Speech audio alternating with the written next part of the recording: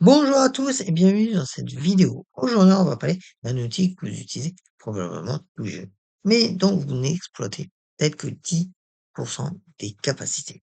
Je veux parler de la recherche dans Gmail.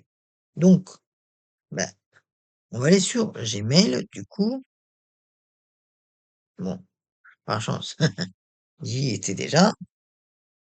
Donc, vous avez juste à aller sur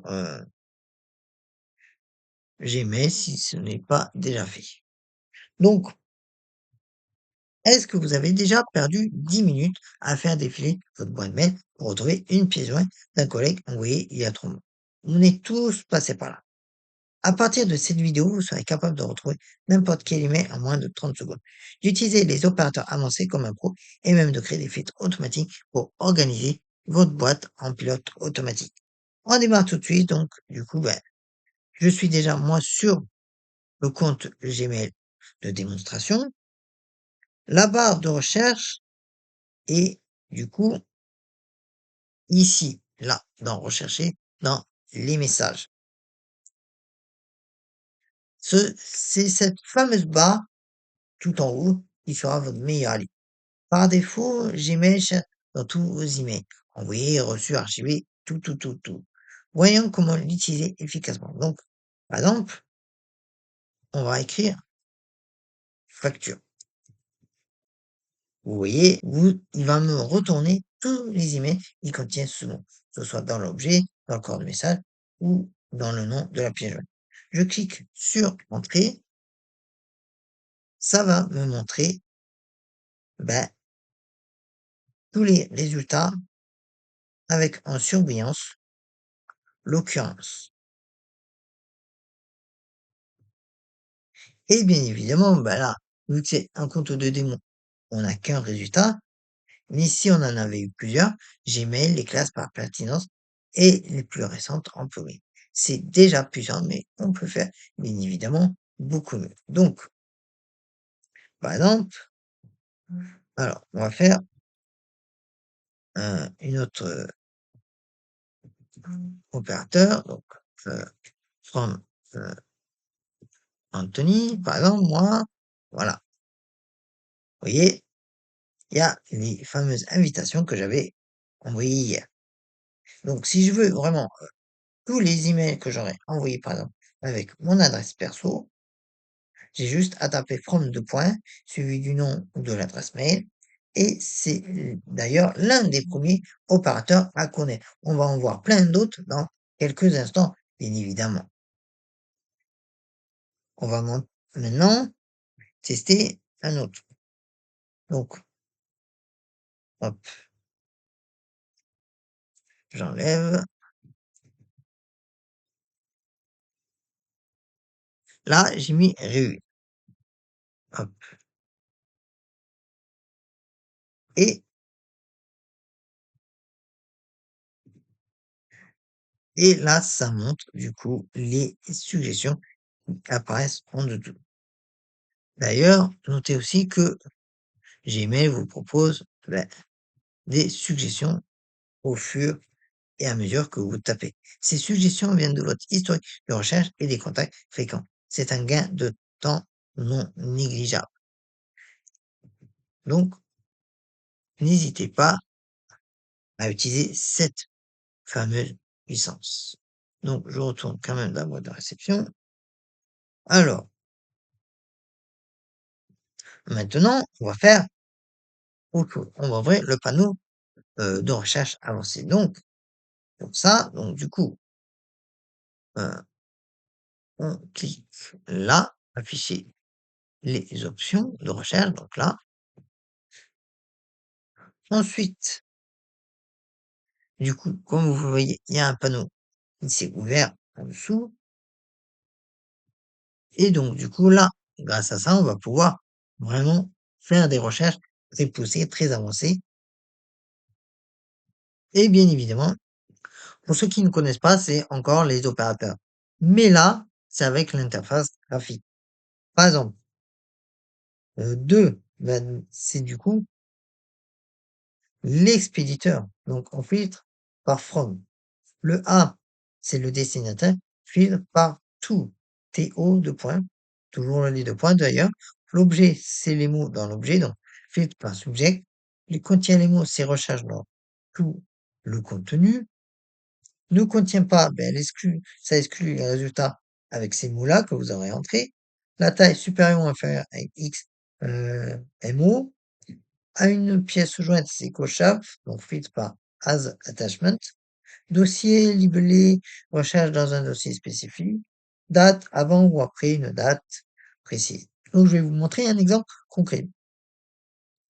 Je vais chercher tous les mails que j'aurais fait avec mon adresse perso.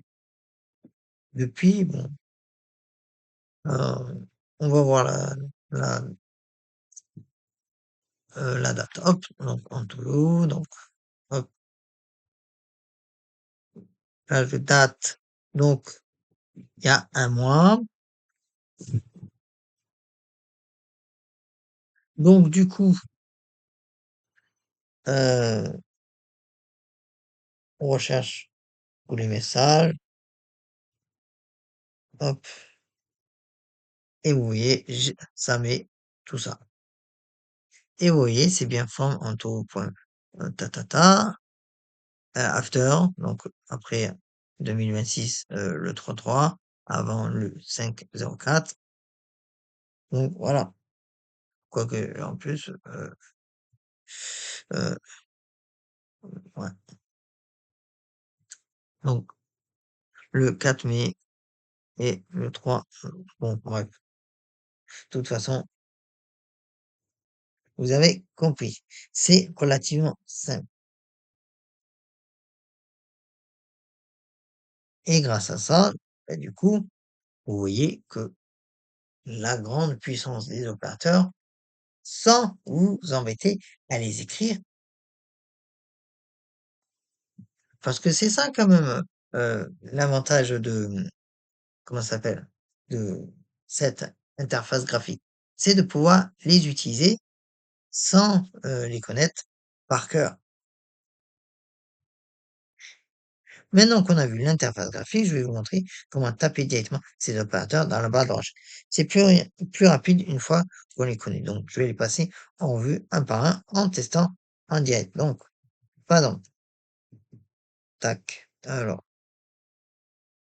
tac, tac, tac, donc, alors, hop, bon, par exemple, voilà, euh, voilà. Donc, du coup, le from, c'est les emails euh, de formation. Tout, bah, pareil, hein, c'est les emails envoyés à cette adresse. Subject, bon, bah, par exemple, hop, subject, hop. En plus, j'ai fait une tabulation, comme vous avez pu voir. Facture, hop, parce que je savais il y avait. Alors, as attachment, as attachment. Donc, vous voyez, là, il y a la pièce jointe.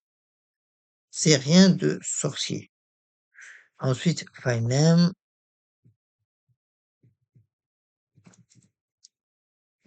voilà, tabulation, euh, JPEG, bon, PDF, CSV. Bon, on peut choisir n'importe quel format. Bon, là, j'en ai pas. Et j'avoue, j'ai pas retenu lequel est le format, les rendez-vous par Google Agenda, mais ce n'est pas grave. Alors, after, maintenant, donc, on va voir, hop, after, par exemple, 2024, et voilà. Ça met après le 1er janvier 2024. Is in read, donc, les emails, non lus. Donc bon, il y a tous les mails ont été lus, donc bon, là ça fonctionne pas. Et le style, C'est par exemple s'ils sont marqués d'une étoile, bien évidemment, vu qu'il y en a aucune qui est marquée d'étoile, je n'ai pas fait. Label urgent, par exemple, label, mmh, mmh, mmh, app newsletter, par exemple, Google, voilà. Voilà, par exemple, label Google, parce que je les avais mis. Larger, smaller, on peut mettre larger ou smaller, donc hop, voilà. Sinon, c'est smaller, donc tac, c'est inférieur du coup à 5 MO, donc c'est utile pour trier. Is anywhere, cherchez aussi dans la corbeille. Donc, vous voyez, là, il y a pas de rapport, ben, parce que j'ai pas fait. Je vais faire facture d'ailleurs. Hop, vous voyez, par contre, facture, ça fonctionne. Parce que ça cherche aussi dans la corbeille. La vraie puissance, c'est quand vous combinez plusieurs opérateurs. Donc, par exemple, je vais faire un exemple qui va certes pas fonctionner, mais par exemple, là, vous auriez vraiment, même si effectivement là, ça ne fonctionne pas, mais là, vous auriez vraiment un truc ultra précis. Parce que ici, tous les mails du client avec une pièce jointe dont l'objet contient un contrat seront du coup visibles.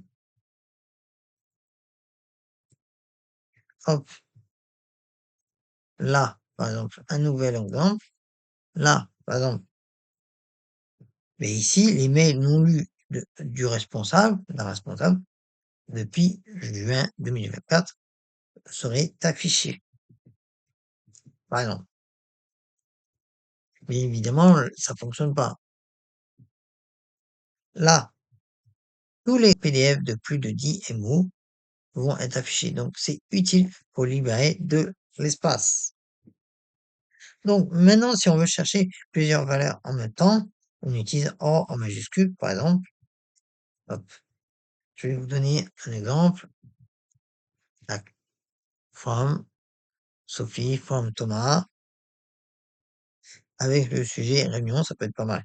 Donc ici, du coup, les emails de Sophie ou de Thomas, dont l'objet contient réunion, apparaissent. Donc les paramètres permettent, les parenthèses, pardon, permettent de grouper, donc from Sophie or from Thomas, subject réunion, même résultat, mais plus lisible. Alors, maintenant qu'on sait rechercher, allons plus loin. Et si Gmail faisait le tri automatiquement à votre place? C'est ce que permet les filtres. Chaque fois qu'un email correspond à vos critères, Gmail lui explique une action automatique. Donc, dans la barre de recherche, par exemple, from newslettersite.com, alors c'est un exemple, hein, bien évidemment, hein. Donc, tac, je fais ça. Oui, j'ai oublié le from. Donc, donc, du coup, on va cliquer quand même sur ça. On va créer un filtre. Ensuite, ben, du coup, je vais créer un filtre pour toutes les newsletters d'un site et je commence par faire, comme vous l'avez vu, ma recherche, puis j'ouvre la recherche avancée pour trouver le bouton. En bas du panneau de recherche avancée, j'ai cliqué du coup sur créer un filtre, ce qui a fait apparaître une nouvelle page et ce bouton crée un filtre et du coup en bas du fameux panneau et Gmail va me demander quelle action appliquer aux emails correspondant à ces critères.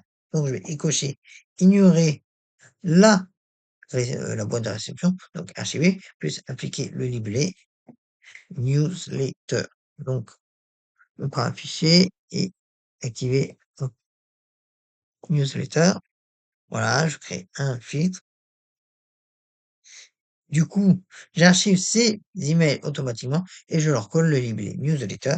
Ils n'encombreront plus ma boîte principale, mais resteront accessibles dans leur dossier dédié. D'ailleurs, en plus, vu que j'ai oublié un paramètre du filtre, on va le retrouver. Alors filtre, alors alors tac, tac, tac, bam, modifier. Alors, continuer, parce qu'en plus, j'ai oublié un filtre. Je vais aussi cocher également, heu, appliquer, aussi le filtre aux conversations correspondantes. Alors, hein, donc là, il y en a pas, certes, mais voilà. Donc ce qui permet aussi, heu, de nettoyer rétroactivement et donc du coup là, le filtre est bien créé. Donc bon, j'ai déjà navigué, du coup sur, la page voir tous les paramètres, filtres et adresses bloquées et du coup, comme j'avais oublié ce petit paramètre que je voulais vous montrer, ben, on a pu retrouver du coup le fameux filtre que j'ai fait, le modifier, mais vous pouvez bien évidemment supprimer tous vos filtres dans les paramètres Gmail. Il y a juste à retourner où je suis allé et là, vous du coup, vous avez la liste complète avec la possibilité d'éditer chacun. Et voilà ce qu'on a vu ensemble. La barre de recherche d'email qui cherche dans tous vos emails par défaut, l'interface de recherche avancée qui vous guide visuellement et génère des opérateurs, mais de requêtes d'opérateurs. Les opérateurs conformes, subject, as achievement ou after permettent des recherches ultra précises. Vous pouvez combiner plusieurs opérateurs dans une même requête, comme on l'a vu. Les filtres automatiques permettent à Gmail de trier vos courriers sans intervention manuelle. Prenez maintenant quelques minutes pour tester ce qu'on a vu, pour voir si vous y arrivez, si vous comprenez. Parce que la pratique, c'est le maître mot pour apprendre et comprendre l'écosystème de Google. Et si vous avez une question ou un souci, n'hésitez pas à me les poser en commentaire. J'y répondrai bien évidemment avec grand plaisir. Et je vous dis à la prochaine. Et bien évidemment, si cette vidéo vous a été utile, dites-le en commentaire ou tout simplement posez vos questions. Et du coup, on se retrouve pour une prochaine vidéo.